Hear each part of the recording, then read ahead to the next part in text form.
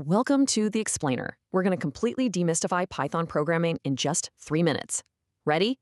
Let's go. Seriously, if you can write a grocery list, you're literally halfway to writing Python.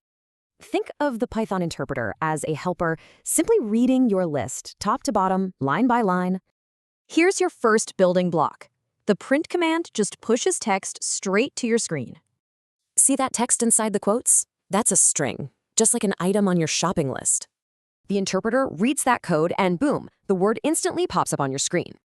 So the next big question is, how do we actually save this information for later? You use a variable. Basically, it's just a labeled storage box to stash your data in. But Python doesn't just read words. It's also a ridiculously powerful built-in calculator. Just feed it a simple math problem, and the interpreter does all the heavy lifting. It instantly spits out the exact answer you need. It really is that straightforward. Okay, moving on. How does our code actually make its own choices and decisions? Enter the if statement. You use this whenever the program needs to pick between different options.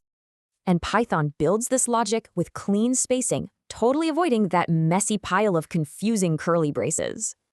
What if you got to do the same chore over and over without writing it out every time? You just use a loop. It does exactly what it sounds like, repeating the work automatically. For instance, if we tell a loop to print a word exactly 3 times, it seamlessly steps right through that command 3 times in a row for you. Easy. Here's your starter toolkit. It summarizes all the core technical terms we just stacked together. Believe it or not, that's really all you need to start writing your own simple code. You've got the building blocks now. The only question left is, what are you going to build first?